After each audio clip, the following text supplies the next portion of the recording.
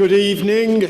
Welcome, everyone. Welcome to our guests this evening for this event, which is partly being held physically. So it's very exciting. And I remembered to unmute myself when I started talking. I'm gradually mastering the art of real physical communication again. So thank you all very much for coming along. But also we do have online participation, and our online participants are welcome. And I've set up my laptop so that we can also get your Q&A when we move to that session. And James Wilsdon, one of our speakers, will be speaking to us online.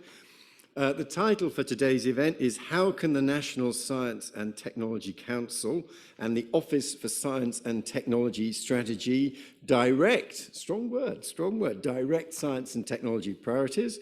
And it's a fantastic array of speakers. We're going to hear in a moment from our first speaker, Sir Patrick Vallance. He holds the roles of Government Chief Scientific Advisor, National Technology Advisor, and Head of the Government Science and Engineering Profession. And I think he's here today wearing the National Technology Advisor hat. But he wears all three of them so elegantly that they are kind of merged in a halo. And of course, before he became Chief Science Advisor, Patrick was a clinical academic at UCL and then was President of R&D at GlaxoSmithKline. And after we've heard from Patrick, we'll be hearing from Professor Dame Ottoline Leyser, who is the Chief Executive of UKRI. Ottoline, thank you very much for joining us. Then from Naomi Weir, who is Programme Director of Innovation at the CBI. And then our final speaker online is Professor James Wilsdon. So now, with no more ado, Patrick, welcome, over to you.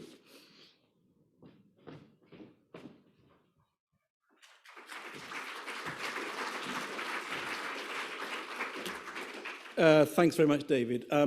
Your strong words in the title, not mine, is the first point. Let's make sure I don't pull out the Sue Gray report by mistake. I haven't got it, actually. I don't know anything about it, but anyway. Let me start by, actually, I was going to pick up on the title. It says how, and I want to start actually with the why, not the how, and then come on to the how. And 4 years ago here at FST, I spoke at another meeting like this, which was around the target of 2.4% of GDP spent on R&D. And the meeting, not surprisingly, concluded a few things. It concluded that the UK is extraordinarily good at fundamental science and scores by any metric extremely well, that it was getting better at startups and the ability to form new companies. It still had a big gap in terms of the ability to scale those companies and to get innovation into larger companies. And that if you looked across the world and asked the question, which other countries had managed to increase the percentage spend on R&D to the same degree that the 2.4% target meant, nobody had done it without a very significant major contribution from private sector and by increasing the leverage from public money into private money. And at the dinner afterwards, Alec Brewer said, yeah, but we've known all that for years and something needs to happen differently. Then if I go forward, about 2.5 years ago, just before the pandemic, we published something called the Science Capability Review. The Science Capability Review was a look at government science and engineering to ask the question, is it where it needs to be in terms of government's ability to use science, to be good users, to make policy that makes sense in all areas based on science, and to operationalize and deliver some of that in terms of what government needs to do. And a number of recommendations were made that ranged from the need to increase the number of scientists and engineers in government, to increase the ability of the users in government, so the policy users who aren't scientists and engineers, to be able to be good customers for this, to increase the funding, of course, in certain departments where the funding had decreased over many years, to look at the ability of departments to be good procurers of innovation to advance departmental objectives, and a number of other recommendations which are now in train or getting started. And then 18 months ago, during the pandemic, the government published the integrated review, an attempt to lay out the position of Britain in the world looking forward. The subtitle of that was Global Britain in a Competitive Age. And what was important from my perspective in that document, as well as the sort of general positioning, was that science and technology ran through the document. There was a chapter on science and technology, and there was science and technology in every single section of how Britain should see itself going forward in a global competitive position. From that document came the notion of strategic advantage. If you look across the world, clearly the pace of scientific advance, the extent at which it covers different areas, and importantly, the number of countries that are now enabled in some way in science and technology is much greater than it's ever been. And many countries are very alive to the fact that science and technology capability is an advantage that gives them something that they didn't have before. So this notion of strategic advantage, which is, in my mind, about the application, utilization of science and technology, is something that is very different now from how it looked 10 or 15 years ago. It's the application, utilization, and impact of science. From that also came the notion in the document of what does it take for a country to decide that it wants to take an area right the way through, from research through to procurement, utilization, societal benefit, wealth creation, the whole thing. And we labeled that as an own strategy. A country would want to have an end-to-end capability in an area. But if you couldn't have an end-to-end capability in an area, but you had capabilities in some, or you wanted to major in some parts of that, then you would need to collaborate in order to be whole. So collaboration was the second bit. And if you didn't want to do that because you didn't have the resources or the infrastructure or the skills, or you just thought it wasn't the right area to necessarily invest in heavily, but you still knew that you might need to access that area, then you needed to have some policy around access, which could be an investment policy, or it could be a relationship policy or something else. So the own, collaborate, access framework as a way to think about science and technology advantage. In thinking about advantage, Fiona Miller from MIT wrote recently, advantage is most significant when ideas in the lab are combined with the ability to deploy in the world. Now that's very obvious, but it is fundamental to what we're talking about.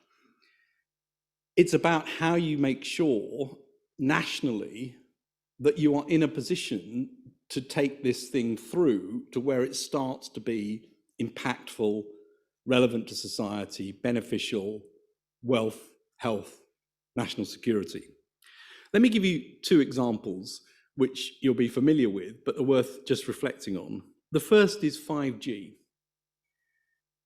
It was not that science or engineering hadn't thought about 5G. There was good research going on. There were good groups, including places like the 5G Innovation Centre in Guildford and many other places. Many companies were thinking hard about 5G, but the reality is that the deployment of 5G became completely dependent, in large measure anyway, on one company. Now that wasn't, in a sense, a choice. It was where we ended up as a country. And then there had to be some reversals out of that. In a world where you thought about that in an own collaborate access framework, you'd say up front, we think we're going to need to be at least in the collaborate space here and know which bits we need to put in, which bits others will put in, so that you don't suddenly find yourself beholden to somebody or some other force that allows you to do something only in one way. The second example that's recent is vaccines.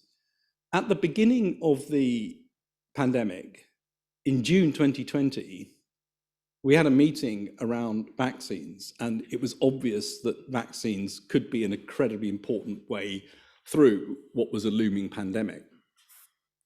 But the vaccines industry in the UK had largely disappeared. There were still good researchers, there were still some companies, small and big, but we just weren't in the position we'd been 2 decades before. It wasn't a decision, it was in a sense benign neglect. Nobody had thought, what is it that you need to have to be enabled in an area completely end to end? So those examples, I think, begin to frame up what governments need to think about over long term, the types of things that become important when one thinks about science and technology. And with vaccines, what we did was to put in place the Vaccines Task Force, which, as you know, ended up getting us into a good position in terms of being able to get hold of vaccines that were effective early and then deploy them. And afterwards, I wrote down what I thought were 7 key points as to why the Vaccines Task Force model worked. And the first was that very quickly, true content experts, including from industry, were brought in. People who really knew how to do these things. The second was that it was an at-risk investment. It wasn't looking over the shoulder to say, what happens if all this fails? It was, we need a portfolio knowing that some of this is going to fail, and hopefully some of it will succeed. And that at-risk investment mindset is crucial for many of the areas we're talking about. It's actually worth reflecting what would have happened if no vaccines had emerged. How would the National Audit Office or the Parliamentary Accounts Committee have viewed that risk that was taken? Which I think is quite a fundamental thing to think about for the future, but that at-risk was important. It wasn't just a procurement activity. It was an activity built on procurement, R&D, and innovation, how those 3 things come together in order to end up being able to procure what you want. So there's a lesson there about how you think about innovation procurement. The fourth is there were very clear outcome objectives, get a vaccine by the end of the year. The fifth is that there was single point accountability. Kate Bingham was appointed, you have accountability to deliver against this and the authority to get on and do it. The sixth is that the private sector were integral to this. It wasn't just a civil service activity, it wasn't just an academic activity, it involved the private sector at all stages, including the expertise that came from there. And the final point was that it had a mission to create a legacy, which is don't just leave us with nothing at the end of us, leave this with a vaccine infrastructure which can be useful for the future. Now, those 7 points, which I think are the key points for why that was an important initiative, are applicable to other areas. Not all other areas, but to some, and I'll come back to that. So for me, this is about deployment, supply chains, procurement, skills, international collaborations, who you want to work with, why you want to work with them, how you're going to make that happen, infrastructure, regulations, and finance. Of course, underpinning all that is all the work that comes from the research councils, from UKRI, from others that are crucially important. But those things, those other things, are not normally thought of as part of the S&T landscape, and they are critically important for governments to be able to do what they need to do. So what is needed in terms of government ability to get strategic advantage from science and technology? The first is one has to think about this end-to-end requirement, and it's long-term. It crosses more than one governmental term. It's not something that fits in with parliamentary cycles. So long-term thinking, it's multi-department. It's very unlikely that most of the areas that you worry about will sit into any one department neatly. They are very likely to cross multiple departments. You could imagine, for example, that if you really want to build an area, what makes companies invest in certain countries and certain areas? It's the skill base, for sure, but other things matter, like transport, housing, cultural environment. People like to go out and do nice things. Those things matter as part of an integrated strategy. So it's multi-department, it's informed by evidence. And the 2 things that have been set up now, which I think are really important as evidence-based, one is an emerging tech horizon scanning function, which is really important to know what's coming.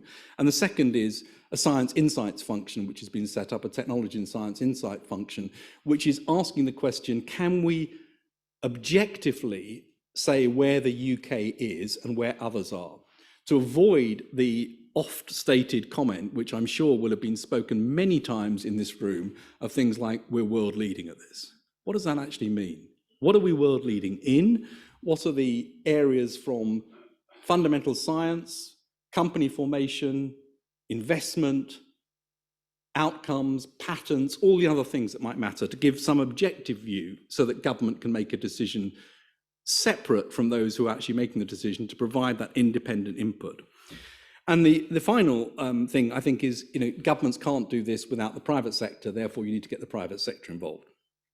So the idea behind the National Science and Technology Council, put very simply, was when any Prime Minister comes into office, he or she should worry about three things on day one: national security, the economy, and science and technology, because it's so fundamental to the future of the country.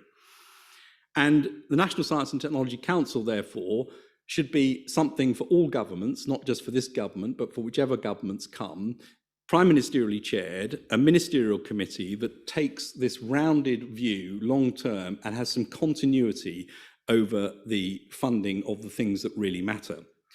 The foundations in this country, as I've said, are the basic science base, which is strong, the things that UKRI does, the engineering base, which is strong, and hopefully ARIA will be part of that as well. But it is much more. It is all the other things that need to come into play if we're to have a truly integrated strategy, and if businesses are going to invest knowing that there's a long-term backing that's going to be there, including procurement of innovation. The four areas that the National Science and Technology Council has agreed are the four areas in which it will work in the first instance, are the sustainable environment as number one, health and the life sciences, 2, national security, defence and space as a third, and the fourth is digital and data-driven economy. And those are four pretty broad areas which I think the UK ought to be great at and ought to be able to turn into both companies and sustainable benefit for societies. What sort of decisions, so in a sense coming to the how part of the question, might such a committee make? The first I'd classify as general enabling decisions. So what needs to happen around regulations that would make everything different across innovation, across sectors? What are the infrastructures that are going to be essential in order to make this work, which might include things like a real capacity for high performance computing, which underpins a lot of the other areas? Which are the skills which need to happen right the way from school through to in the workplace? And I'm not just talking about high-tech R&D skills, but the whole skill system that enables a high-tech industry to work. And of course, things like scale up. I've already mentioned the fact that you look at the UK, we have about threefold lower investment in startup companies per company than in the US. But when you move to scale up, we're about 9 or 10-fold lower. And that failure to scale up companies is a critical break on the UK being successful in this area. The second area where decisions could be made is around missions, and I've talked about a mission, the vaccines mission. You can see how mission-orientated approach with the sort of structure that I've described could be important for net zero areas and many others that could be selected. The third is around international relationships and how they matter, particularly the ability to collaborate and interact, not just at the scientist to scientist level, but across the whole spectrum of this space in order to be enabled to take the science through to utilization. And the fourth area is around specific technologies, where one could imagine that things like engineering, biology, quantum technologies and things are ones that the government would wish to take a long-term view as to what the country needs to do to be enabled to take full advantage of it. So fundamentally, this comes down to choices. Countries that have done this and have got parts of it, whether that's Israel, which is focused on making sure it's got government procurement of innovation as a big pull factor through, or Singapore, which decided to move into deep tech and away a bit from biotech, and to back that with an investment fund that would look at the other parts of the process, or indeed in the US, where there's been a lot of focus on how you enable maximum capital flow into these areas and make sure that there aren't blocks to being able to put capital in at the right level. So this comes down to choices about where the country needs to be fully enabled, and where in fact there are areas where you say, look, it's fine that we've got great science there, but perhaps that isn't one that we can take all the way through because we can't do it everywhere. So the NSTC is not about, and cannot be about, and should not be about directing basic science. It should be about taking decisions around the big areas where we think there are opportunities long-term that need to have all those other parts of the system across different government departments joined up in order to create the environment in which they can flourish. There are 4 things that MIT, again, have sort of said are things that really need to be right: human capital, funding, both private and public, infrastructure, and then, crucially, demand and implementation. I will stop there. Thank you.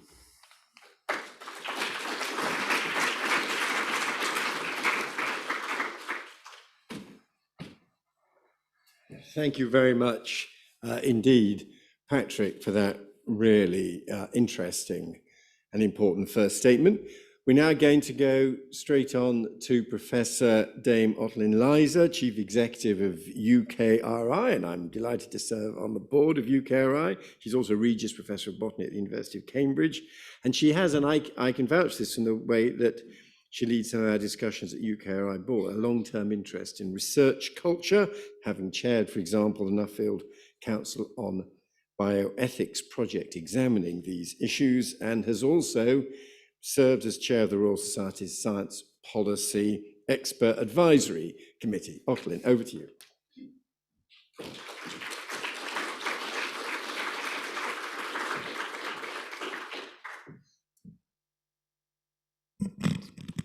Microphone's down. It's great, thank you. It's great to be here in real life and to have the opportunity to say something about how I see UKRI particularly fitting into this wider landscape that Patrick has described. I have some slides. So just kind of building a little bit, I think, on what Patrick has said, but also focusing into the research and innovation landscape that UKRI live in. As Patrick said, we have this extraordinary track record as a nation in research and innovation right across disciplines. So that's something that is not common around the world, to really cover the breadth and the depth, all of it, in one place, really high quality. So that's a tremendous national strength. And I think we have the opportunity right now, building on the kind of instabilities, for example, emerging from the pandemic, to drive forward and use this extraordinary national strength to deliver a more sustainable and more inclusive knowledge economy that will feed not only the economy, but also our public services. So really capitalizing on that extraordinary breadth and depth of talent, skill, understanding in the research and innovation system to build that much more innovation-led economy and map that into our public services, I think it's one of those once-in-a-lifetime opportunities. It's a very exciting time to be able to do that. And I think the integrated review and all of the work that Patrick has led in the science function across government tell us that to do that, the amount of money we're ever going to be able to put in is never going to be the China-US amount of money. But because we are a comparatively small country with this very broad set of expertise and skills, if we work intelligently and if we think creatively in this coordinated, integrated way, with the kind of agility that Patrick talked about too, we can build that global strategic advantage through thinking much more holistically about what we've got and investing and incentivizing in a way that allows us to capture the extraordinary bottom-up benefits of all of that creativity and diversity that we have in the system to target at key nationally defined priorities. And one of the things that we have that very few countries have is a UKRI-like organization. And we are, I think, a crucial national asset in delivering on this ambition, precisely because we connect. That's a core part of our function, is to connect between disciplines, to connect between sectors, and to connect the extraordinary crucible of bottom-up discovery science with the extraordinary creativity of innovators across the system, to join those things up to deliver value of all kinds into the economy and into our public services. So for those not familiar with UKRI, we're a relatively new organisation coming up to our 4th birthday, and we are the largest public sector funder of R&I in the UK, and we are 9 parts brought together, and those 9 parts are Innovate UK, the UK's innovation agency; Research England, that works very closely with the equivalent bodies in the devolved nations to put support into our extraordinary university system; and then the 7 disciplinary research councils that fund a full gamut of research, from the completely blue skies, open end, through to more applied and company driven collaborations across the research disciplines. And all of those things under one roof allows us potentially to think much more intelligently and in a coordinated way about the investment portfolio across that piece. We are a public body, we're obviously accountable to government, and whilst we are a big chunk of the UK's R&D investment, we are part of a much broader system, and how we work in that system is also a crucial part of what we can do. So academia, obviously, business, public sector, third sector, and our international partners, to understand our place in the world, as Patrick said, and to use our strengths as intelligently as and effectively as possible. So, and the next slide's quite busy. I don't expect people to read it, but the point here is that we have at the moment about £8 billion to invest in a year, and we divide that across a range of core national capabilities that are the foundation for the kind of ambition that Patrick described. So a little bit more than 10% of our funding goes into PhD studentships and fellowships, so people and skills. Obviously, beyond that, there are lots of people employed also on our research grants, so technical skills and postdoctoral training and so on. So lots of funding on building the workforce. And I think we need to think about the research and innovation workforce much more broadly than we currently do, beyond just the researchers and innovators, to all the very diverse technical and administrative support roles that go with that. So 10% or so on those targeted skills programs. The fully open response made funding that many university colleagues think of as what we do is actually only about 12% of our funding, but it is an absolutely critical part of what we do. It's the fuel for the things we don't know about, that really fully open research. And then on top of that, there's another 7% or so, which is more targeted, where there's an opportunity in an area that a research council sees as really important to drive up investment and interest in that area. So overall, then, in the ballpark of 20% in that response-made funding into the research base, that is crucial also for attracting in world talent, because people can see that here they can attract the funding to drive forward the program that excites them.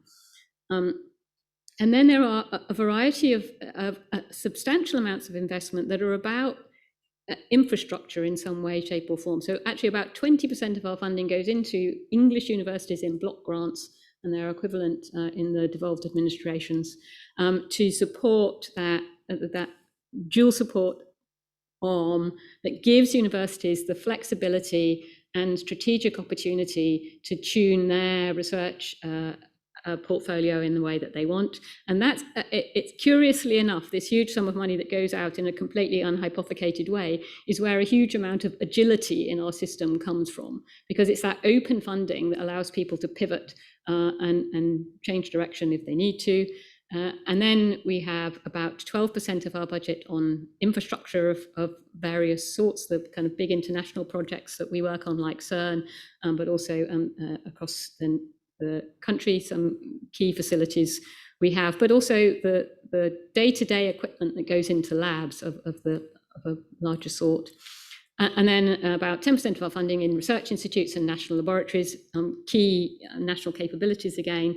And then there's a block of funding that is more in the innovation area. So that includes the catapult centres, also institutes that bridge in that key middle ground between innovative businesses and the HEI and wider research base. The response mode innovation funding that operates through Innovate UK to support usually SMEs in driving forward their innovation projects. And then more recently, the Industrial Strategy Challenge Fund, which is this challenge-led funding that has been driven by key industrial challenges that need solving, where you can pull together interdisciplinary teams to deliver in, for example, battery technology. So there's that innovation-led area. We have funding that's specifically targeting international activity, about 6% of that specific international funding, although a lot of the other components I talked about have an international element. At the moment, about 5% of our funding is in targeted COVID programs. So what's the point of this long laundry list? It's that we have a diverse portfolio of investments, and as one organization, we have the opportunity to think about that as a portfolio, to manage it as a portfolio, to tune across the elements and within the elements to deliver on a whole variety of goals. So we can coordinate investment across the system, both to deliver key priorities, but to ensure that we are balancing those current priorities and opportunities with fully open investment for the opportunities of the future that we don't know what they are yet. And through understanding what's going on in the system, we can collect together the data and through our analytical teams, understand what's going on domestically, feed into Patrick's Science Insight function, what the strengths and opportunities are, and use that information to tune dynamically our other investments. And then crucially, connect up the system so that people and ideas move freely through it. That's an incentives thing as well as an investment thing. And if we can get all of this right, we can really get the extraordinary benefit out of the amazing research and innovation system that we have. And I hugely welcome the establishment of the Office for Science and Technology Strategy and the National Science and Technology Council precisely as that higher order umbrella that allows us to understand and work with that system based on all kinds of information, including that coming out of UKRI, but to lock that into that much broader set of activities that Patrick highlights are essential to allow us to capture the benefits. So fundamentally, this is a typical, classic bottom-up, top-down balance issue. There's all kinds of cool stuff happening across the research and innovation base that creates opportunities. Capturing those opportunities for the economy and for public services is really important, but requires a whole load of other things like the infrastructure and the regulatory environment and so on. And so balancing the flow of information and opportunities and the steer about how to capture those and the environment in which they can be captured is the key role. And this is difficult. People like linear. They like in this end, out that end. I do this, this comes out. That's not how the system works. And we need nationally the infrastructure, the kind of intellectual infrastructure to allow us to navigate this bottom-up, top-down system to deliver for the UK. And I think the combination of UKRI, the cross-government distribution of R&D budgets, and the Office for Science and Technology Strategy and the National Science and Technology Council give us the chance to get this right as a fully wired system, so all the parts are working together. And that's what I hope will emerge in the coming years. Thank you.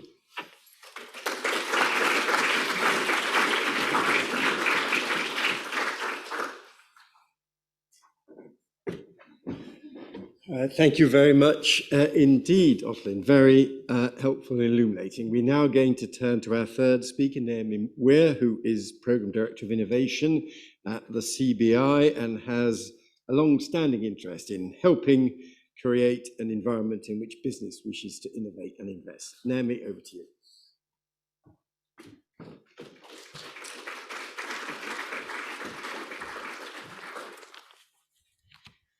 Thank you, and good evening all. Thank you for inviting me to be here today. I'm delighted to join you for this event, and somewhat like Ottoline said, delighted to be here for this. And I think the privileged position of not going first and hearing from esteemed colleagues, and just really excited about the potential of this, and delighted to be here thinking really about how business can be part of making a real success of the ambitions of the group we're here to talk about today. So I'd like to really think about the context of growth, which may or may not surprise you. It's a big theme, and our Director General, Tony Dankel, will be making a big speech around growth and our ambitions around growth next week.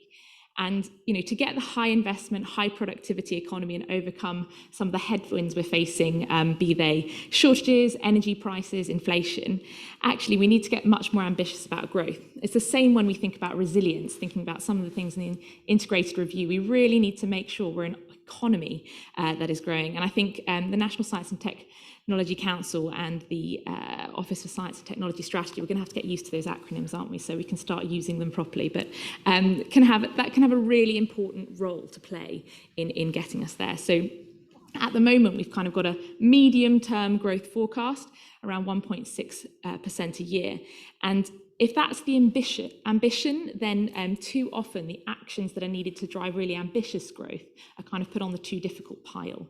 And so we're not pulling all of our levers to get to where we need to be. So instead of long-term ambitious plans, this can lead to kind of policies and investment levels that are quite short-sighted, targeting some of those quick returns over that sort of 1 to 2 year period. So we're stuck in this short-term cycle, low ambition cycle, and it has real consequences, and not least for innovation and R&D and the reaping the benefits of that. So to turn this around and to break that cycle, we really do need that long-term direction and ambitious policies that aim for higher growth. And I think policies that start not from where we are, but where we need to get to, and making sure that we put in the upfront investment and the upfront plans to get us there. So be saying a bit more on some of that this week, but really want to zoom in on what that means then for innovation and for how we can get that end-to-end system that Patrick was talking about earlier. So I just wanted to share some initial thoughts on what I think signs of success might look like, taking us down the road a couple of years as to what could good look like at the end of this. And I think I'll just pull out 3 kind of quick reflections. There will probably be more, but I think firstly, it's about knowing our own strengths. Are we able to articulate what are our strengths? What are we about? What is the UK are we famous for? And not just at a kind of top level within those who are very much interested in science or have a stake in science and tech, but actually what do our competitors say the UK is about? What do people on the street say we're about? What do young people in our school system think the UK is great at? What are those areas we can compete and win? And so I think the current persistent narrative is that the UK is good at research and not so good at innovation. There's some truth to that, but at the same time, last year, the UK, there was a new unicorn every 13 days in the UK. So there is real progress and movement, but actually I think this is a great opportunity to think, how can we capitalise on that and build? So the perception of the UK's competitive strengths, both at home and internationally, I don't think reflects even where we're at now, let alone with some coordination where we want to get to. And I think there's quite a few big consequences for that. So first of all, I think this contributes to underuse of the UK's capabilities towards national strategic goals. It also contributes to some of the underinvestment, both private investment, so businesses not seeing the UK as the place to do X, Y, or Z, but also in terms of investors thinking about, if I want to find the companies or the ideas to invest in, not seeing the UK as the place to do that. But also actually affecting public investment, and that's a kind of long-term cyclical thing. And obviously we've had recent announcements around that, and fully agree with Ottoline's point. This is a kind of collective effort to make sure that we can get that investment across the public, private, third sector into our research and innovation base, but actually thinking about that across government, not just in the kind of directed pots, but the much broader sense of investment into R&D and into innovation, both in direct investment, but also lots of those indirect levers as well, right across government at all levels. The other thing I think that this perception of the UK can contribute to is actually to under participation, and this has been brought up already, but thinking about individuals, it impacts on their participation in seeing that the UK is a great place or an exciting place, or what is the stuff happening in science and technology that I want to be a part of in the years ahead. Both thinking about skills gaps, that's particularly acute at the moment in a number of areas, but also thinking about diversity challenges.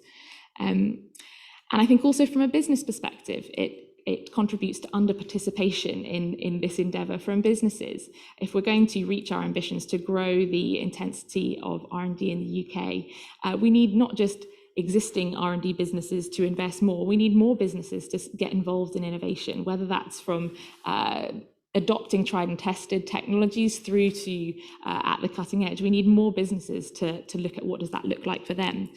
And, not sticking to the status quo, but rather kind of adopting and innovating. And I think the perception of the UK and clarity on where the UK can compete and win and what we're doing towards those ends will really help redress that balance. So we need to be able to understand and consistently tell the UK's innovation story, both at home and beyond.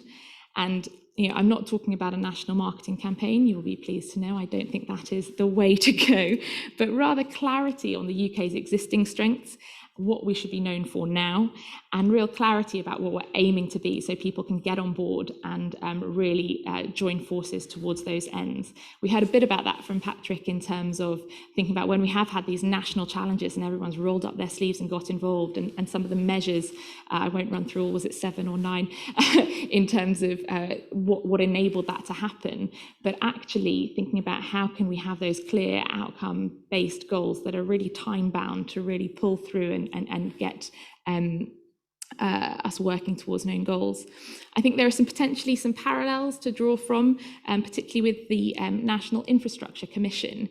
It's a different setup, but tasked with strategy and monitoring, and in particular, I know businesses really value the rigour of that process, as well as working collaboratively, both to inform but also galvanise action. And I think some of this was picked up by Patrick, which was delighted to hear in terms of that rigorous evidence-based approach, but really starting with a proper needs assessment, kind of a baseline assessment of where we are now, and using that to then build on an assessment of what is the future need, where do we need to be able to have different capabilities or capacity, what are the goals and aspirations, and kind of the horizon scanning and market assessment in order to get us there. And then the really what's required to get us from where we are now to where we need to be. In some ways it's very basic, but in other ways it's exceptionally complex and difficult, not least because of the kind of breadth and scale of what's involved, but also because of the ingrained short-termism and the sort of political headwinds as well that make that exceptionally difficult to do in a strategic way. So I think this new body, one of the signs of success will be, can we know our own strengths and others know it too. But what this new structure has, in addition to the direct link to, in addition to some of those things that the National Infrastructure Commission has, is that direct link into key decision makers. And that's what makes it really helpful, so that we don't end up with real clarity about what we're good at, but no action to get us there. And I think that's the real bit that I'm excited by. And I think, flowing from that clarity on where we compete and can compete and win. The second sign of success is really whether we will follow that up with action, and will we take those big, bold bets. So setting our sights on growth, will we take the big, bold bets that are needed to get us there? at the right time. So it does seem that the creation of this structure is a recognition that a reevaluation of risk is necessary. So dialing up opportunity cost into the mix.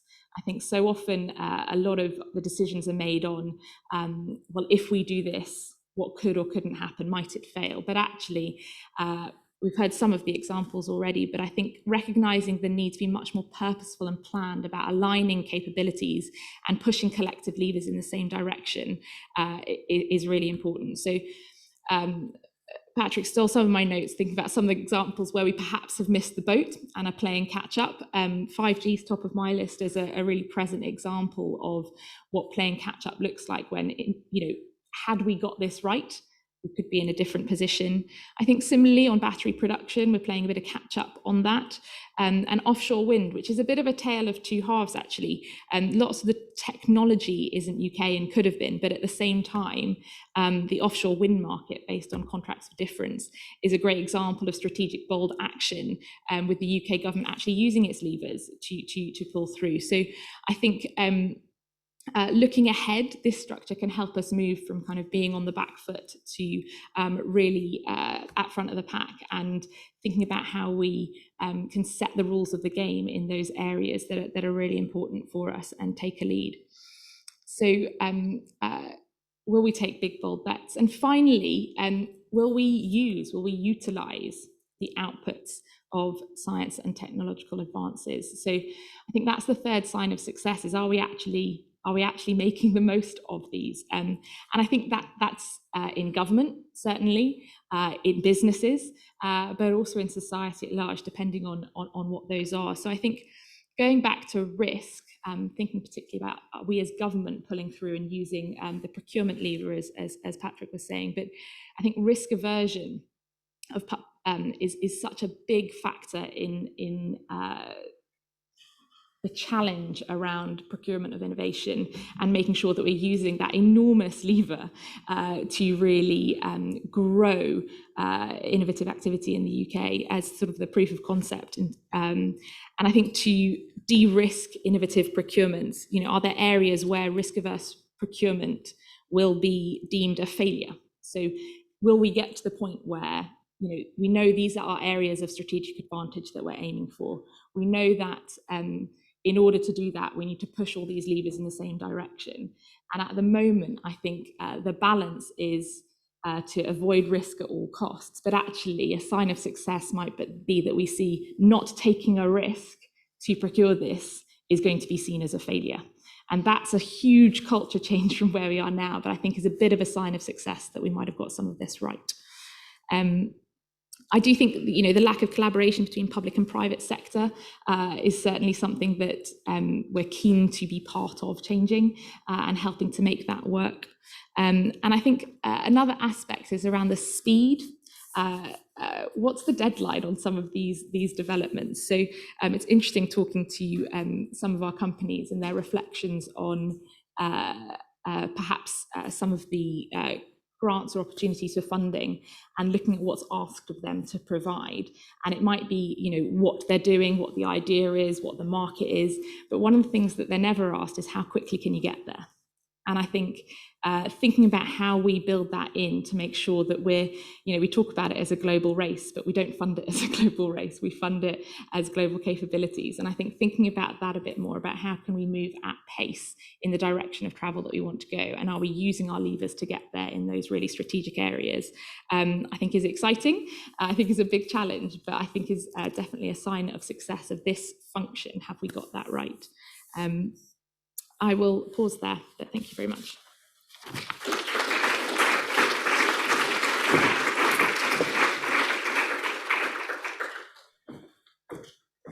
Great, thank you very much, Naomi. Now, I hope we're going to be able to link up online to Professor James Wilsdon, who is Professor of Research Policy at the University of Sheffield and Director of their Research on Research Institute. So I hope, James, you are there. I'm now in contact. Oh, fantastic. That's very good. And there, welcome. Thank you so much. Straight over to you, James. Very good. Great, thank you, David, and thanks for the invitation to be. I'm very sorry not to be there in person, and we've had our own mini Omicron wave in my household over the past 2 weeks, so I'm still isolating at the tail end of that, but pleased to be nearly through it. So sorry, yeah, I would much prefer to be down with you all at the Royal Society, and I'll just offer a few brief comments, really conscious that I'm coming at the end of an eminent panel, and I'm sure we all want to have the opportunity to talk and question Patrick and Ottoline in greater detail. So just a sort of few reflections really on what we've heard. I haven't got any slides because I thought I'd react in part to what we heard this evening.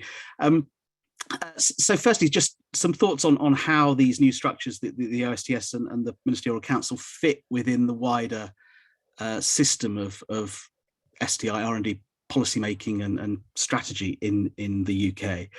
I think firstly it's very welcome to hear Patrick elaborate in a bit more detail what the role of the new OSTS will and won't cover.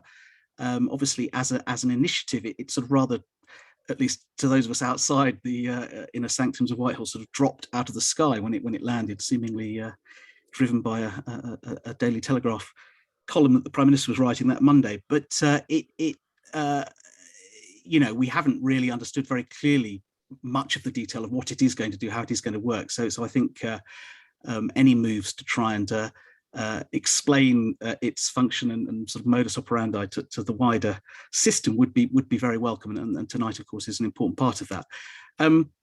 I think, of course, the addition of the OSTS to the system is a familiar dynamic in terms of creating stronger central government structures and then moving responsibilities elsewhere, and it's very reminiscent in some ways of debates around the Rothschild report, you know, more than 50 years ago now, which David, of course, also wrote very well about in his book a few years ago. We have this constant sort of question about how we deal with central government oversight of the system, elements of the R&D system which are more closely aligned to government priorities. And I think, you know, in line with the additional spending commitments we saw in the spending review in November, with a palpable uplift to you know, non-UKRI government R&D elements, as well as obviously to UKRI and other things, it's good to accompany that, I think, with clearer, stronger structures to try and shape that investment and the policy behind it in sensible ways. So there's clearly lots here that's potentially welcome. I think there is still a need, even on top of what we've heard tonight, to understand a little bit more about the lines between the OSTS, UKRI. Obviously, we've heard a bit from Ottoline on that, but then, you know, the other role of you know, the minister in Bays and the structures that remain there, bodies like the CST. Certainly the addition of these structures has made the explaining the UK system that little bit more complicated. I periodically you know, give lectures on how the R&D policy structures work in the UK, and you know, adding these further elements to the mix does complicate things, and I think, you know, there's good and there's bad that comes with that. I feel overall in UK research and innovation policy in the past few years, we've had, and I've said this in other things I've written, I feel we've had too much emphasis on tinkering with structures and institutions and not enough on outcomes. And I'm sure probably Patrick and Ottoline would agree with that, but it does feel like we have come through a lot of structural changes to how we are trying to do policy in this domain and strategy. And I think it would be welcome to have a period of stability to allow those structures to bed down. I think we're also still left with a little bit of a gap in understanding when they're up and running and working at their full capacity, as it were, how these different responsibilities within the system will work. Many of us welcomed the announcement now, I suppose, 18 months ago, of the R&D roadmap process, which was initiated by Bays and others, and that seemed at least an attempt to try and pull the different strands together in a more coherent strategy that the rest of us could sort of read and digest and understand. And I think it was disappointing that seemingly, again, this is obviously talking from outside, that roadmap sort of led us, well, didn't lead us very far, shall we say, that the destination was never fully reached, and that it was a process that began but was never completed. And I think it would be very welcome, many people have said this, of course, to see through a combination of UKRI's new strategy, which I understand is imminent, and efforts of the OSTS and others to try and create at least a clearer sense for the next 5 years of how these different elements of the system do function effectively together. None of us is looking for sort of a Chinese style 5-year plan, but we do need, I think, a little bit more sort of visible coordination, or at least sense of how it is being coordinated. I'm sure it feels more coordinated inside than it does to those of us looking at it from further flung places like Sheffield. So that was my first point. And I think linked to that, there is this, and this debate ran around Rothschild, so again, it's nothing new, this debate about the balance between central coordination of SDI policy and strategy and more distributed collective intelligence across the system. I think there's been so much interesting thinking going on in recent years about notions of distributed intelligence through systems. People like Jeff Mulgan at UCL now doing a lot of great work in this area. And I feel, if we can't do that in the R&D system, then where can we, given that we have an enormous army of hyper intelligent people working in the system? I do feel that we need to, when we set up new structures, we need to really invest seriously in the softer mechanisms and infrastructures to enable those to tap into and draw on that much more dispersed, diffuse mode of expertise that runs through the system. And of course, there are parallels here with the wider science advice system. This does lead me to one final point on structures. I think, and this is no comment on Patrick personally, but I do think there are some risks involved in giving the role of the GCSA a stronger role in the architecture and design of the funding system. I know Patrick's wearing a different hat, as it were, when he's doing this role from his day job in the Government Office for Science. But we've obviously come through a period in which the scrutiny being applied to science advice systems has reached unprecedented levels. I have a mug here with Chris Whitty on it, which I certainly wouldn't have been able to purchase 4 years ago. We all know that. You've lived through that more than any of us, Patrick. But I think, at a time when those systems and structures are under scrutiny, one has to be quite careful to avoid, not actual conflicts, but perceptions of conflict, should we say, between advisory functions and functions that then influence the spending of money in various directions. We can all imagine and think through the sorts of possibilities that may emerge, if not now, in future years. So I just think that needs quite careful thought, that line, because it does bring some risks as well as opportunities. That's my first set point. My second set point is really just about the balance between the competitive and the collaborative elements of the roles that Patrick set out, and the sort of dance that's very familiar again in research policy between the soft and hard power of science and technology, the benefits that flow from international collaboration, and then a more hard-edged view of our competitive position, our strategic advantages, as Patrick described it. These arguments, again, are old, long-standing arguments, and of course, strategic advantage takes many forms. I do, reading the integrated review, as I did, have read several times since it came out. It does feel that we are shifting in the pendulum in a visible way more towards that sort of hawkish view of the world, Britain's place in the world, and then the role of S&T in securing and protecting or maintaining Britain's place in the world. That may be entirely correct and legitimate, and of course it's always difficult in these security debates, the asymmetry between those of us that see all the intelligence material and those that don't. But it is quite a shift, and I just worry a bit that we are, notwithstanding the strand on collaboration, we seem to be giving much more political attention, at least, to the competitive side of all this. And I'm thinking, of course, of our relationship with China, of course, the persistent uncertainty of where we stand with Horizon Europe, etc. So, you know, it's not to say that this is not necessary and right, but it just, again, in terms of what's visible and available, it feels like a shift is underway. And I think there is a tension, of course, between the view of many in the research community. Ben Johnson, the former advisor, I don't know if Ben is there in the audience, but he described this very well. I'm going to quote from him in a piece he wrote in Research Fortnight when George Freeman took over as minister.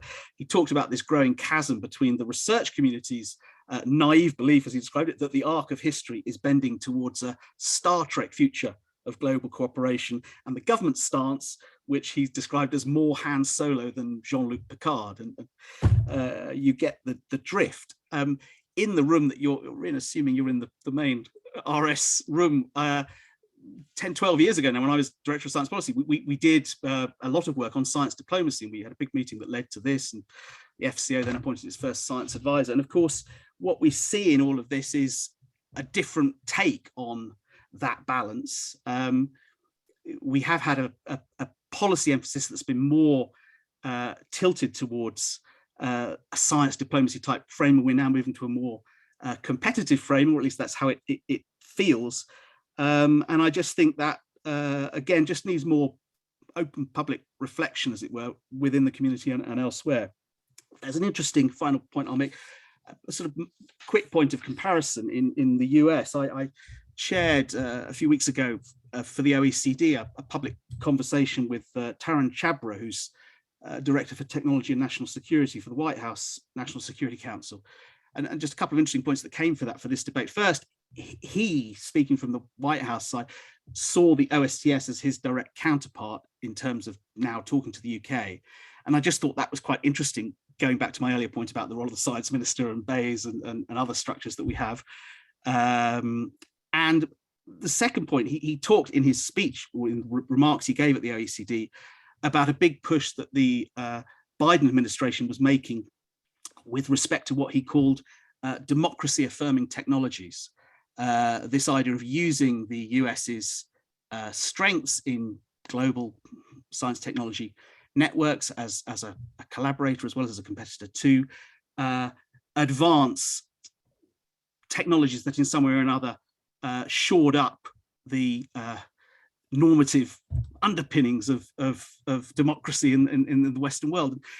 Of course, one can push and critique that concept, but it, as I say, takes us into the realm of thinking a bit more broadly and holistically about what strategic advantage constitutes in the world of 2022. And another thing I'd point to is Wellcome Trust did this very nice report a few years ago now, I think again in the context of Brexit, but it was broader on what they called a blueprint for dynamic oversight. And within that, they were talking about this balance, but there was a big emphasis on the UK's leadership role in certain aspects of the soft governance of science and technology, the fact that there are, of course, some technologies that you want to give away for good strategic advantage. One thinks of the whole net zero agenda as well, of course, of vaccines and everything that's gone on there. So I'm sure Patrick will reassure me that all of this is well being thought of and dealt with, but it just does feel that the balance is shifting a bit, and it would be good, I think, to discuss that. Final, very quick point, the balance between, I'm going to quote from another Royal Society report, that the last one that I was involved in setting up before I left the RS, the notion of intelligent openness and strategic secrecy. And I think, obviously, in and around the OSTS, you've got all of these different interests in terms of defense, security, etc. And of course, one understands the need for secrecy and for that whole side of the R&D system. That part of the system, of course, does sit somewhat removed from the part that many of us inhabit in universities and elsewhere. And I do, again, just think we need to think quite hard about how the two cultures, as it were, in that respect, mix and where the tensions lie. I do worry that we see, again, a move in certain places. I don't think this is yet something I'd accuse the OSTS of, but if we look, for example, at ARIA, which I know is not the subject of debate tonight, to set up a new public body in the way that the government's now doing, without any of the normal mechanisms of accountability. I mean, it's gone through, lots of debate about this in both the Commons and the Lords, and has come out sort of intact with this structure. I think is a very retrograde step. I don't really understand the argument that says something like that needs to be exempt from freedom of information legislation. So again, I know that's not the topic, but I think this whole balance between soft and hard power, between open and closed, between competition, collaboration, is obviously at the absolute heart of science policy, research policy debates for the next, probably our lifetimes, but also does need some greater discussion and a bit more open debate in our own system about how we strike the right balance. I hope that's a helpful and intended as a constructive contribution to what I'm sure will make a very positive contribution over the next few years. Thank you.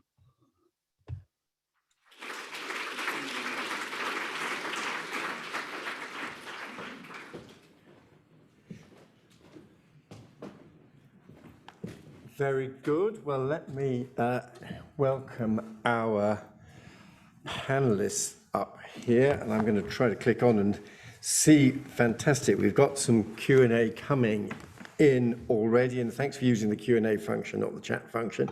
Let me, just while I read through the questions that have come in already, let me, and before I turn to the hall as well, perhaps put to our panelists. Yeah, look, we're one glass down, aren't we? We are one glass down. We are 4 speakers and 3 glasses. Thank you very much, Karen. I think I want to put James's first comment to our panelists, starting with Patrick, which is, have we ended up with an over-elaborate structure? As everything has been imposed on, we've had UKRI added on top of the Research Council and other bodies, then we've had the new structure that you've been describing. And one of the critiques of the system now is it's become bureaucratic. Do you worry about that line of criticism, and what is your answer to that challenge, Patrick? Yeah, well, I think it's a danger, and I think it's quite important to dissociate, and I'm not actually sure that James does actually, I may be wrong, but it's very different to talk about the S&T system as we've conventionally thought about it, which has largely been, frankly, about how we fund research. Crucially important, but actually we're talking about something quite different from that, which is how you ensure that the research that is done turns into something that is actually usable across society and brings benefits in terms of society, wealth, health, national security, other areas, which has been very fragmented in multiple different departments and couldn't have been more complicated, actually, and in fact was non-existent in some places. So I think, yes, I completely agree, there is a real danger that you put in more layers of things and you add complexity, and that, I think, needs to be fought against at all costs.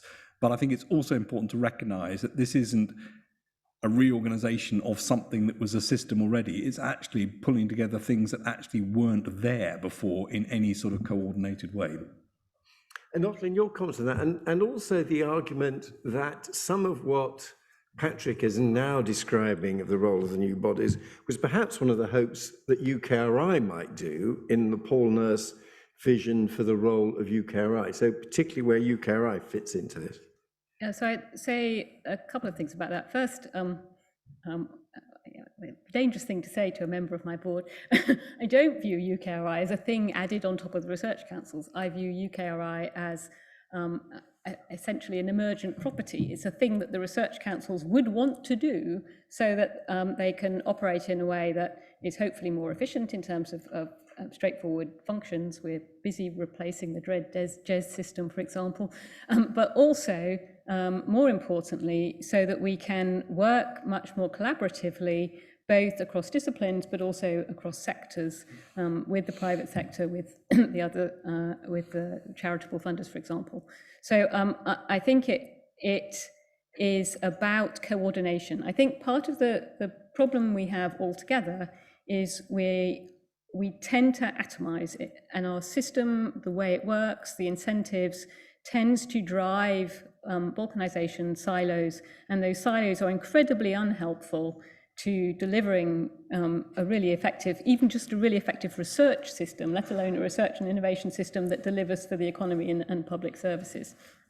And we've got to think about that. We've got to acknowledge that we need to invest in connectivity. It's not just enough to hope it appears. You actually have to engineer and invest in it. And coordination and connectivity are really key elements of the system. If you don't invest in them and think about them, you won't get them, and then you won't get these outcomes that we've all heard are really important.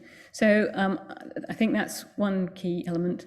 The other element I would say is, as Patrick has really clearly set out, the research and innovation system is not just about the research and innovation. It's about all of those much wider elements. It's if you want to build a new research and innovation-led economy in parts of the country where that has not been before, it's far more than investing in research and innovation in those areas. And UKRI has absolutely no, we're not going to build a new metro system in Sheffield. I'm sorry, that's not how I'm prioritising our budgets. But if it's considered that, that's an important thing to driving an innovation-led economy in those parts of the country, that's what the OSTS can do. Mm-hmm. So I think it's about scales. I mean, we need, all of these systems are systems, they've got feedbacks, they've got parts, we need to connect them up, and they all operate at multiple scales. And the scale at which OSTS will operate is a higher scale than the ones at which UKRI operates, and they fit together, and if they work well together, that's where we get the outcomes. Thank you. And then the business community, looking in from the outside, do they feel that they understand how this hangs together and can navigate the system? I think as a whole, we did a survey actually of businesses 2020 and asking them this question around what would help you invest and innovate more in the next 12 months, and gave a suite of options, but restricted them to one so we could see what their actual priorities were. And you might imagine more direct funding, more indirect funding, and number 3 was supporting navigating the system.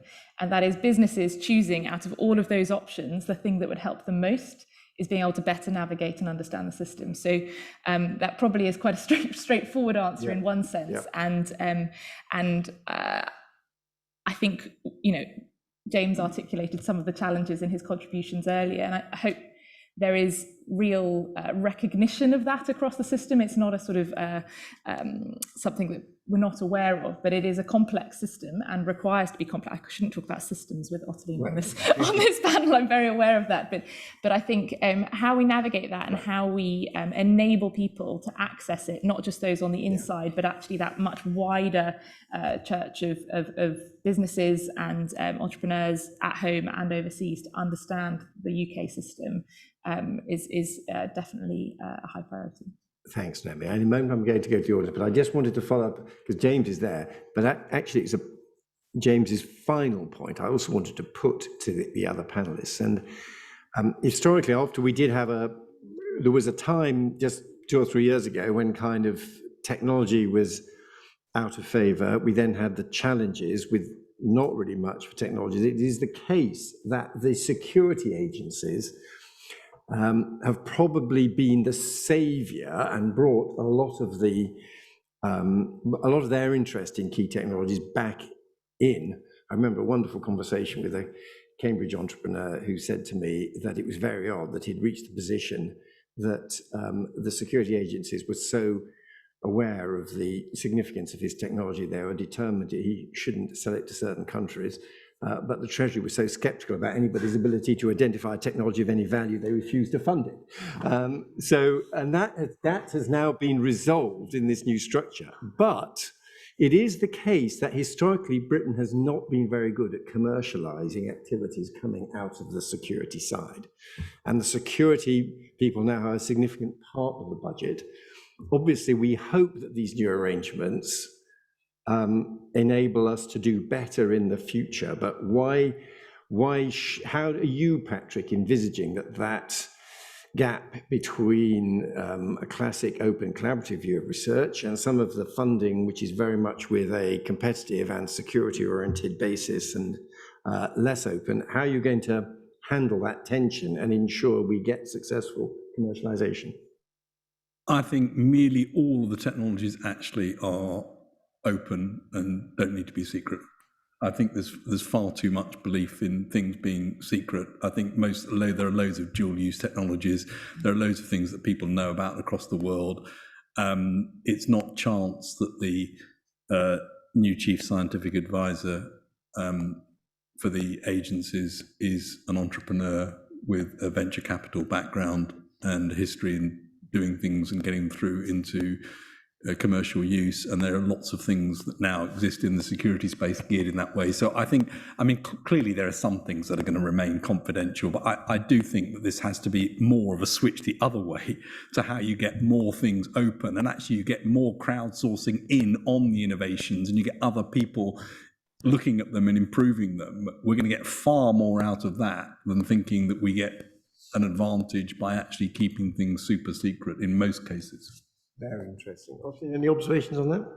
I would completely agree with that, and it kind of goes both ways as well, in that the innovation important for security comes both from obviously the government-funded research in that area, but also from the much wider research base, and having a much stronger interface between the research base and the private sector business community to ensure that absolutely we get the benefits from dual use, but also we get the benefits from a wider flow of ideas and people across that system, all parts of it. I think is really key.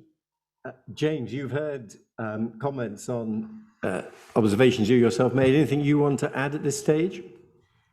No, only, I mean, it's very good to hear Patrick clarifying things as it were in those terms. I think my only plea would be it would be good to hear a bit more about that side of the spectrum than we perhaps have done in the past year or two. And I do think that I mean, I understand the political impetus behind it, but I think the language of a scientific superpower, this kind of stuff, isn't terribly helpful in certainly conveying to the rest of the world that we retain this more sophisticated and nuanced approach to the respective benefits of competition, collaboration, openness, and closure. I just think that this is, in terms of the sort of presentation of what we're doing and where we're going, we perhaps should say a little bit more about this side of the coin. I think you may be conflating politics with some of the things I'm talking about. Yeah, fair enough. Yeah. Very good. You're in a very mischievous mood tonight, Penny. That's good. Naomi, any comments? And then I'm going to ask the people here in the room. Yeah. I think, it's not new, but so many of the areas that contribute to our security aren't in the traditional realms when we think of security. So, a lot of the policy for things that are vital for our security really sits, the strategy for that sits with DCMS, be that data or cyber or, right. Also think about things to do with climate security. That's a huge area that what contributes security in that sense is very different to perhaps some of the traditional routes. So I think that's one thing I'd bring in, and that kind of resilience aspect as part of that wider security piece, which we've seen kind of writ large across the country, thinking about how we do that, and everything from supply chains on very much civil areas are critical to security as well. So I think that broader view of what security is, which the integrated review does bring, is for us to keep in mind when these terms are brought about, because there is still very much stuff in that sort of traditional what we consider security, but it is much broader. Thank you very much. Now I'm going to collect some interventions here from the hall, and we've got a roving mic. Let's start towards the front here. We have to give priority to the BBC at all times. Palab. Thank you, David. First of all, it just seems really exciting what's happening in this space, the extra money that's coming in. But I would just, if I may, press Patrick and Ottoline on this idea that it won't really influence the science. The setting up of these structures, the setting of national priorities will undoubtedly influence what's funded and, more importantly, what's not funded. And this point of what James called distributed intelligence, what the old-fashioned research councils were very good at was being close to the ground, knowing who the right people were, what the emerging areas were. And I'm just wondering whether in this effort to be more joined up, be more effective, whether you're going to lose a bit of that. Thank you. Now I'm going to collect some. There was very close to you. There's another question. Yep, I'm going to collect some other interventions as well. Yep. First, I wanted to thank the panel. My questions really were around the risks associated with emerging technologies, given that the NSTC has a national security angle, and whether it's looking at the risks of engineered pathogens, with step changes in biotechnology, or even misaligned artificial general intelligence in the long run. And I guess what James said about what the White House counterpart said last week, what is the envisioned role of the NSTC and the OSTS when it comes to international convening of, I guess, regulation of emerging technologies to ensure that they do not present existential risks in the future? Thank you very much. And I'm going to collect one more intervention. Yes, towards the back. Yes. Hi, Leon Terry from Cranfield. I'd like to first welcome the direction. I'd like to ask the panel whether they know of a model for this. I can give them a clue. We've been doing it for 75 years. Right, there's a bit of product placement. Thank you very much. Right, let's collect comments on those questions. James, online, do you want to set the ball rolling?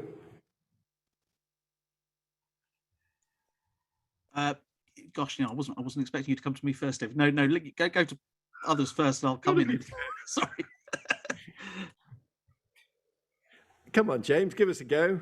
You're a professor. You know how to do this thing.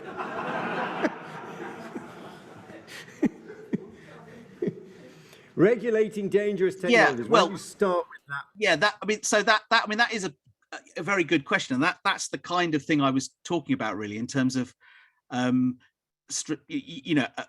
version of strategic advantage that is more than simply about new technologies, new economic opportunities for the UK. I mean, important as they of course are.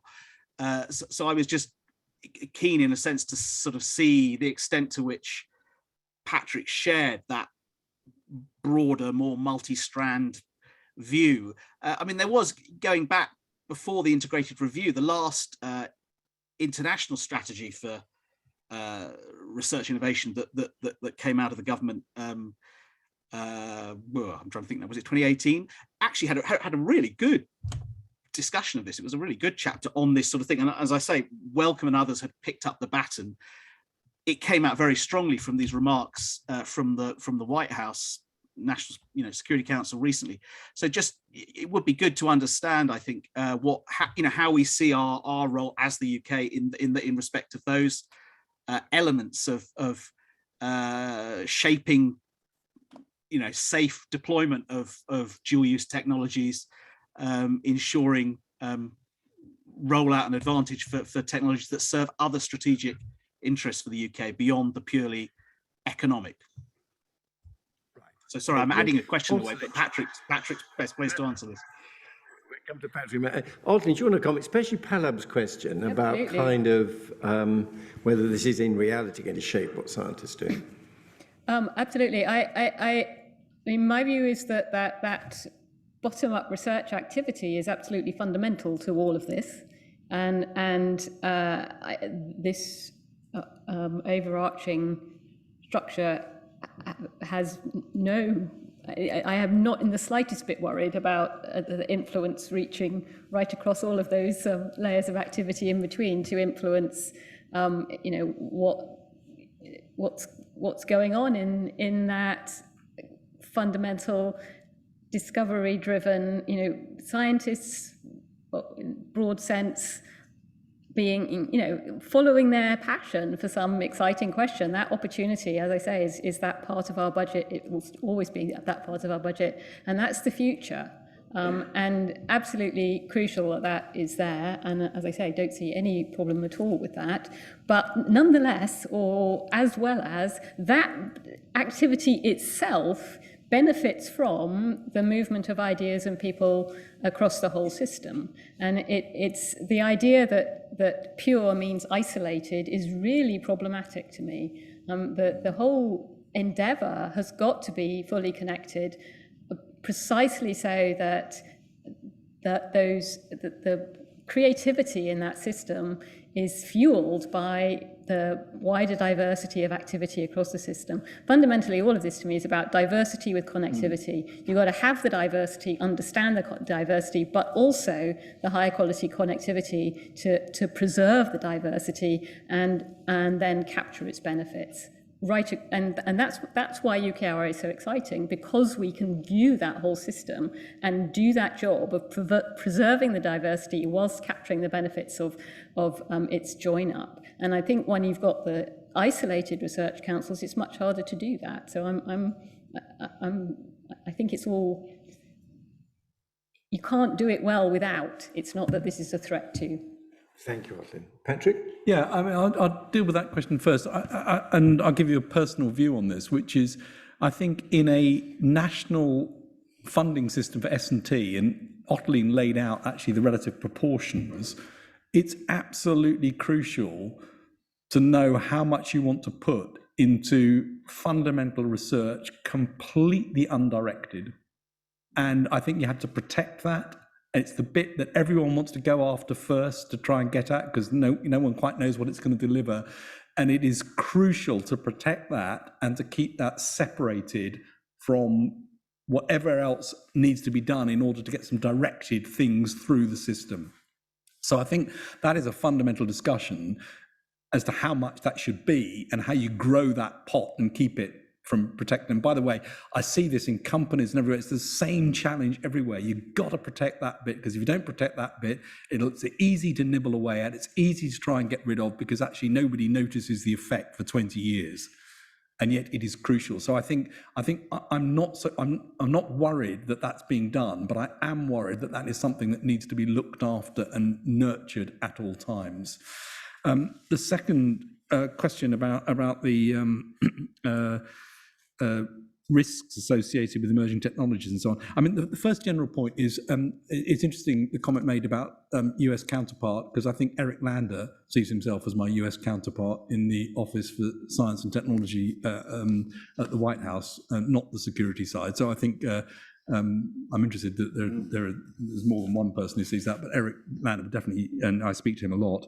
I think things like the risk and regulation of emerging technologies is obviously key, but it's a national security issue. It's not an NSTC issue. I mean, NSTC would feed into that, and OSTS would feed in information, but fundamentally that's a National Security Council question as to how you do that, not one, I think, for NSTC. Thank you. Naomi? Picking up on Pat Lab's question around the sort of direction of basic science, I feel difficult saying this in the building that I'm in, but I believe the original NERST review, when it's directed the setup of UKRI, had within it a cabinet committee that was never set up, and so there is something of a kind of a hark back to its original conception. So in one sense, this isn't new and was part of the original thought, and so there is a sense in which, when that was conceived, it thought that this was a useful part of the system. I think thinking particularly then about the utilization of research for maximum benefit, I think thinking of researchers and what they're often driven, often very purpose-led, perhaps in their areas of passion or because they want to achieve something through their research, and actually achieving this ambition enables that to have that difference in the world, and that can look like lots of different things, but certainly that's something that done well, rather than kind of crushing or redirecting research, actually enables it to pull through it to its full benefit.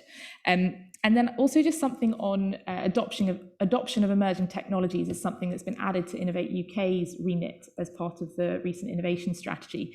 And that still feels, for me, is an area where I'm really keen to engage with Innovate UK on as they develop that, because it does feel like it's got read across into thinking about the territory we thought that could really occupy helpfully, is thinking about what are those wider levers that are needed for what is coming through, and perhaps that's a helpful way of an intersection between these areas, as it is certainly more about that adoption beyond first customer pull through, rather than going back into that original research base.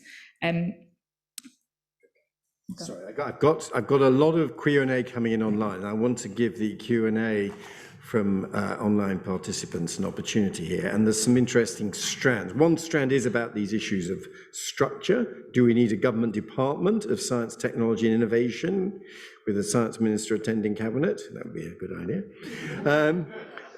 What about them? But there's some challenges. In adding new bodies to the landscape, how do we avoid increasing system bureaucracy? What does the OSTC bring or do which the Government Office for Science can't or doesn't do now? And also a question, can you give is there anything that people think should be removed? Can anyone like to give a proposal for the removal of an, yes, here we are. Are there any functions, bodies or processes that panelists believe would like to see removed? So more observations on the structure.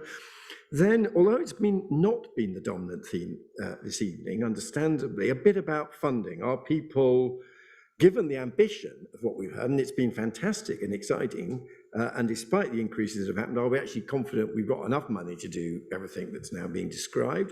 Are people worried about short-term decision taking and how long these type of funding commitments will be maintained? And how do we ensure promote business investment? The 2.4%, of course, as we know, is a mixture of public and private spend. So another strand of questions about funding. In fact, I think those are the two main from the Q&A. Let's perhaps we can go through those. Patrick, do you want to comment both on structures and on funding?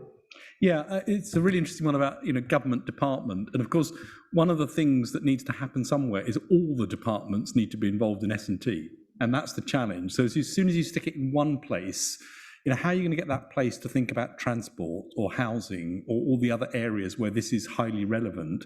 That can only come back together again, essentially at cabinet or within the Prime Minister. So somewhere this needs to join up. And I think there needs to be a system that is durable across government terms, that isn't subject to governments deciding to have a sort of machinery of government change and create a new department and get rid of a department. We need to have some continuity here, and I think that's it. Now, is a strong science minister coming to cabinet a good thing? Yes, absolutely, but that's not my choice. That's for politicians to decide. I do want to pick up, though, on a point which actually goes back to a point that James raised, which I think is really, really important. There is a very big need, I think, to make sure the advisory bit and the policy bit doesn't get merged, and that's why there are two roles, and I'm double hatting at the moment, and I don't think necessarily that the double hatting is the right way forward long term. And what does Go Science do and OSTS do that's different? OSTS is a function set up to help with policy relating to science and technology. Go Science deals with science for policy. It's an input of science to policy. So I mentioned two things that I thought were important. One was an emerging tech horizon scanning function, and the second was an independent way of getting a view on where we really are in terms of our success metrics on science and technology in different areas, on various different things from industry and others.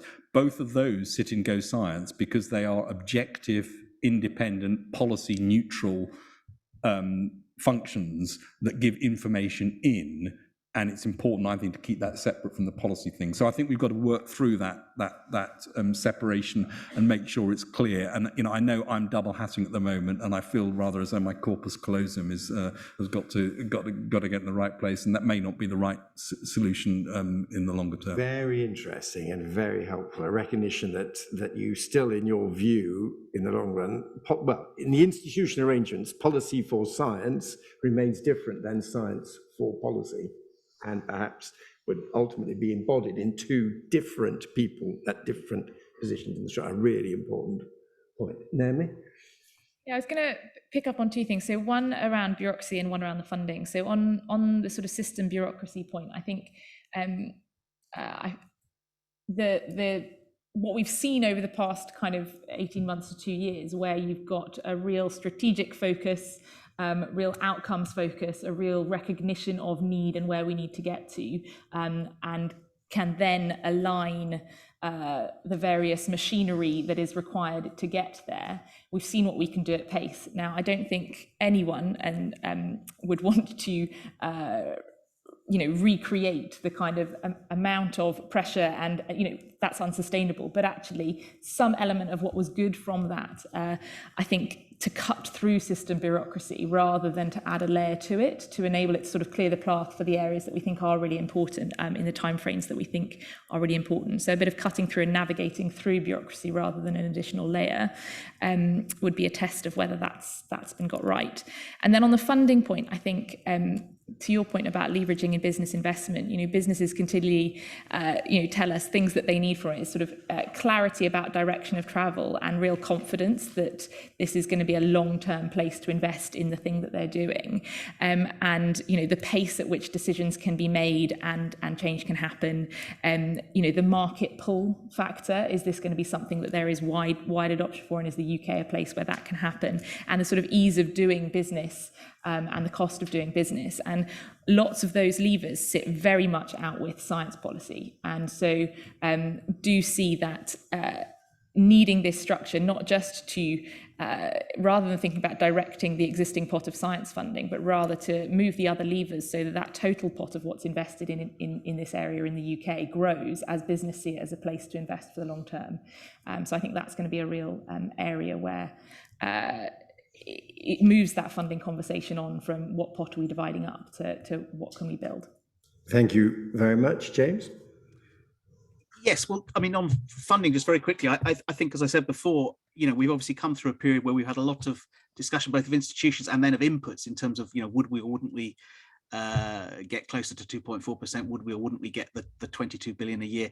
It's great we know where we are now, and obviously it's great we've got the extra money that is there in the spending review, even if it isn't quite as much as we were once told we'd get.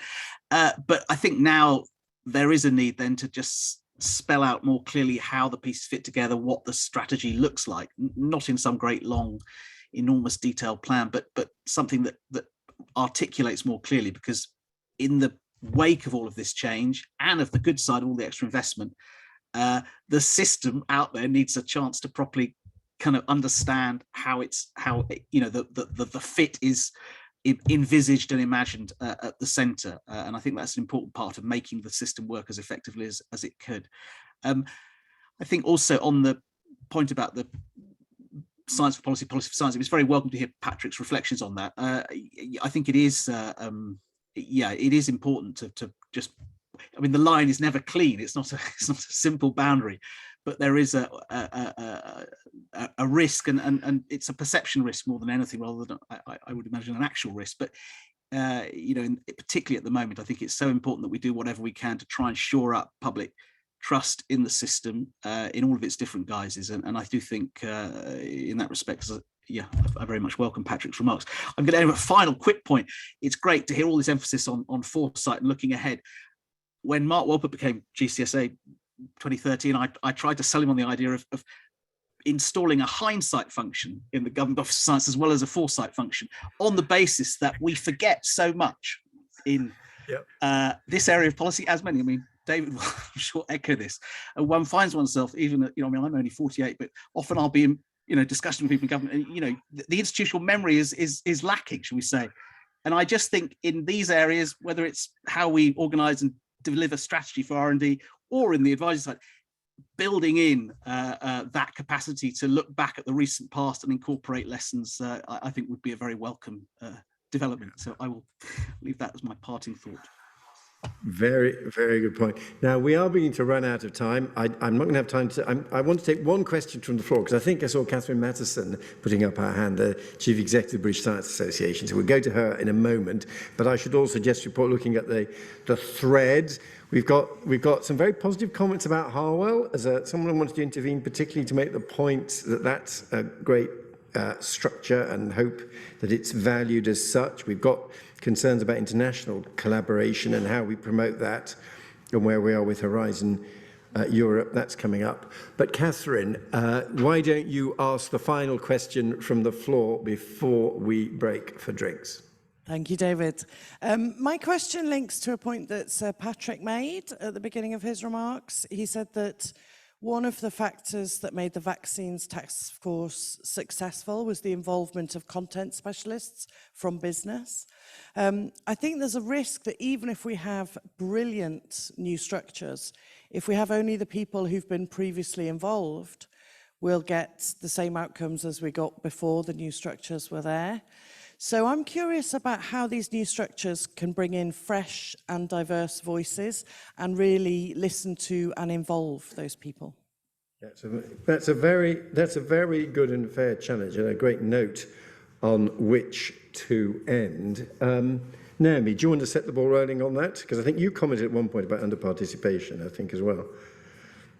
Yeah, I suppose the question has quite diverse potential meanings in terms of individuals, in terms of groups, in terms of kind of sectors of society, business, third sector, a whole range of areas. So without getting more information from you, Catherine, on that, but I think there are a range of ways in which government seeks to get its input from thinking back from the business community. Obviously, within the innovation strategy, so the new business innovation forum, there are still sort of things coming forward on that and looking at how to bring in individual business voices into that. I think there is a challenge, whether it's with academia or whether it is with business, of kind of protecting own interests and championing voices in that way. But actually, how can the collaborative nature of, or the vision for that, for this group be delivered? It has to be really purposefully built into the fabric of it. So it's great in this sort of kind of setting out of what this looks like from Patrick to see that collaborative point being really firmly set out. I think really it's got to be just a concerted effort on the non-usual suspects. It's something that, I see day to day when I'm engaging with our members. There's always going to be those businesses who this is their top priority, and so they engage with me on it. And just having a consistent view that in order to properly be able to make a great environment for that, I need to be seeking out those voices who don't initially see themselves as innovators and understand what that looks like for them. And I think it's that same approach to do that. Thank you very much, Naomi. James? Well, I wholly agree with Catherine's point. I mean, that was partly what I was nodding to in my point about a more distributed mode of collective intelligence gathering through the system. I think good new structures at the centre are obviously crucial, but also investing a lot of parallel effort in thinking about how one then taps into, draws in all sorts of creative ways. And there's so much great thinking going on about this, in which I'm absolutely sure both Ottoline and Patrick are well aware of, but lots of great thinking about this going on in a range of different sectors and areas. And I think we need to draw those approaches and frameworks more visibly and actively into R&D policy making. Thank you very much. And Ottoline, I know you do a lot of thinking about this, your observations. This is really a core agenda for me. And it's not just about tapping into the distributed intelligence or expertise across the system. It's about breaking down completely the barriers between what we think of as the system and our wider society. And it's one of the really exciting things I think about this agenda. What everyone thinks about the science superpower kind of slogan, this is about reshaping our economy to be an innovation-led economy, an inclusive innovation-led economy, so that everybody feels they have something to contribute and everybody can benefit. And that means everybody has got to be involved in the process right from the beginning. And it's one of the things that I feel quite moved about almost from the vaccine story. Yes, the innovation, the people who think of themselves as core in the research and innovation system totally rallied together, and brilliant illustration of how the long-term investment in high-risk science right through to the manufacturing capability, it all comes together. But walking in to get your vaccine shot, there's the volunteers on the door, there's the receptionist, there's all of those people are core parts of our research and innovation system, both in the discovery and the excitement that goes with that, and in the delivery into real-world impacts. And if we can get the nation into that mindset that they have something to contribute because they do, and they will benefit, or we will benefit, we all have something to contribute, then that story is so powerful and so exciting and so much about our regeneration after the traumas of the last few years. That is a key message, and things like the British Science Association are a core part of doing that, changing the narrative from science being something done to you to science being something done with you and by you. It is a core part of this whole agenda to me. Thank you very much, Eileen. Patrick, your final reflections on what's been said, Catherine's question and more widely? Yeah, well, I completely agree with the question and actually what Naomi and James and Ottoline have said. I mean, actually, if I can just give a quote on this, which I think is relevant. It wasn't made in the context of science, but it's completely relevant to what we're talking about, which, and timely, is from Desmond Tutu, who said, differences aren't meant to alienate or separate. We're different from one another precisely in order to recognise our need of one another. And I think that's, this is a difficult problem. It has to be solved with diversity. And that's crucial in the system. Everything from how you get innovative companies and entrepreneurism, where we know it makes a big difference if you have diversity there, through to how you take advantage of diversity inside and outside the system. So these are really core things that need to be looked at. And it is the sort of thing I hope that NSTC actually would have a view on, because it's after all, those are ministers. Those are people who should be taking that sort of view as to how you make that work across this area. So I completely agree. Look, I think it's been a very helpful discussion, a very useful one.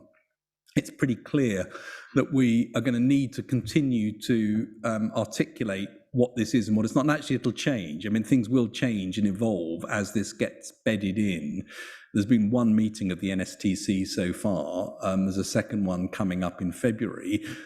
I hope that what we'll see is a much more regular meeting of the cabinet or subcommittee focusing on science and technology. That's got to be a good thing, that we've got ministers now thinking right the way across Whitehall about what they need to do to support S&T in every dimension, from the sorts of things Ottoline's talking about, the very delivery of it, through to, are we putting enough money into this to be a success? Can we think long term? What I really hope for, though, is that this becomes a stable part of the system over a long period, so we can give a long-term strategic direction which business and others can play into, and we don't end up chopping and changing too much.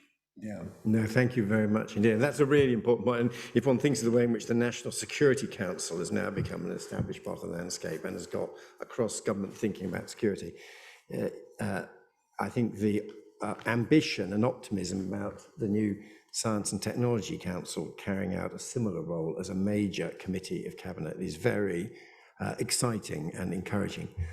Well, thank you all very much indeed for participating. Thank you to our online audience, to James for joining us online.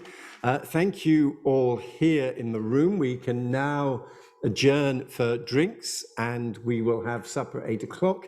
Thank you to our panelists for a really interesting and exciting session. And can I end also by particularly thanking the Royal Society, because we always love coming here for the hospitality of the Royal Society. There was a bit of uncertainty. We didn't know whether it was going to be fully online, whether it was going to be mixed, exactly what the format was. And the Royal Society stayed patient with us throughout. And we're going to have our dinner downstairs. So we do appreciate the hospitality and flexibility we have from our hosts. Thank you all very much indeed.